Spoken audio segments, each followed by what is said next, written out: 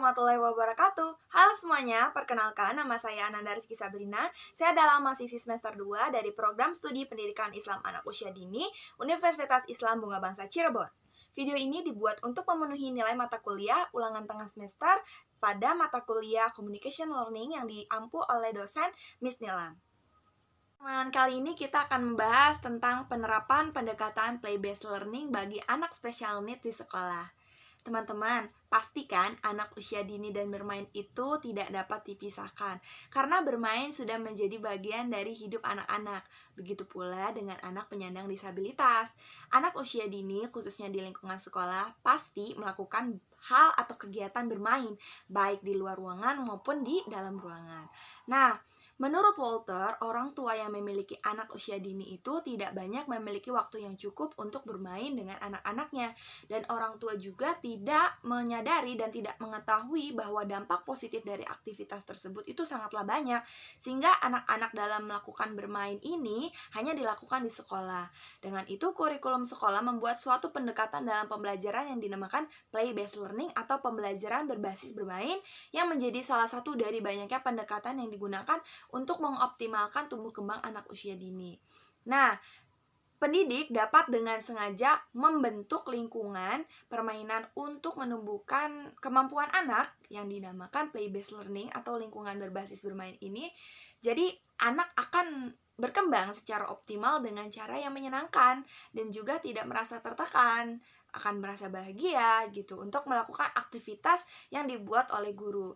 Di mana Groenland berpendapat bahwa anak-anak itu harus terlibat aktif dalam sebuah permainan yang dimiliki gitu. Jadi setiap permainan yang memiliki tujuan itu harus diatur sedemikian rupa untuk mencapai keterampilan yang diinginkan teman-teman. Yang mana hal itu harus terstruktur.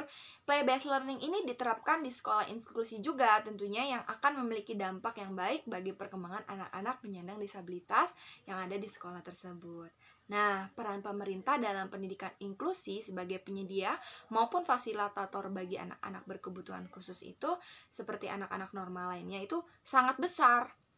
Yang mana para pembuat kebijakan menyadari bahwa anak berkebutuhan khusus juga memiliki kesempatan yang setara gitu, yang sepadan sebagaimana yang dijelaskan oleh Diana, bahwa pemerintah Indonesia menyatakan setiap peserta didik yang memiliki keterbatasan baik dari mental, fisik maupun sosial emosional berhak atas kesempatan yang sama dan mendapatkan pendidikan secara inklusif sesuai kebutuhan dan kemampuannya.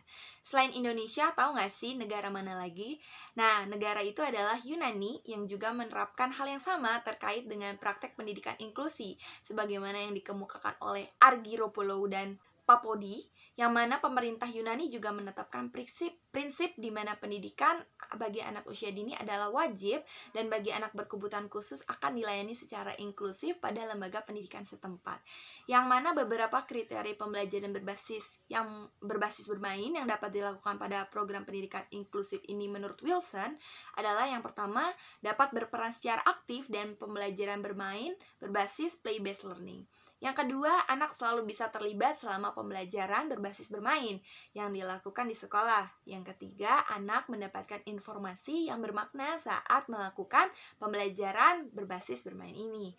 Yang keempat, konteksnya dalam kegiatan pembelajaran berbasis bermain ini harus bisa mendorong interaksi sosial anak usia dini baik dengan atau tanpa disabilitas. Terdapat 3 poin utama teman-teman dalam menyelenggarakan pendidikan inklusi. Yang pertama, ada peran guru di sekolah inklusi yang tentunya sangat memegang peran dan tanggung jawab yang tidak mudah, di mana seorang guru tersebut harus bisa mengatur pembelajaran dengan sistematis tetapi menyenangkan, serta merancang pembelajaran yang dapat mencakup seluruh kebutuhan dan kemampuan anak usia dini, baik dengan atau tanpa disabilitas yang ada di kelasnya. Yang kedua, persiapan play-based learning di sekolah inklusi, di mana dalam persiapan ini beberapa hal yang harus diperhatikan oleh guru dan seluruh staf yang ada di sekolah inklusi. Ada banyak sekali hal-hal yang harus diperhatikan ya teman-teman. Yang ketiga, keunggulan dan tantangan dalam pembelajaran play-based di sekolah inklusi, yang mana dalam setiap penerapan dan pembelajarannya pastilah ada keunggulan dan tantangan yang dihadapi. Oleh karena itu, setiap sekolah itu harus siap dengan tantangan dan juga keunggulan-keunggulan yang akan dihadapi nantinya. Nah, begitulah teman-teman. penerapan play-based learning atau pembelajaran berbasis bermain yang sangat bermanfaat bagi anak usia dini.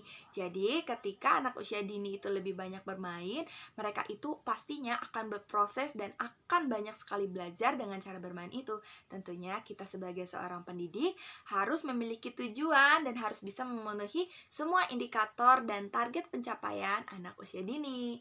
Begitulah tadi teman-teman. Kurang lebihnya saya mohon maaf. Wabillahi taufiq wal hidayah. Wassalamualaikum warahmatullahi wabarakatuh.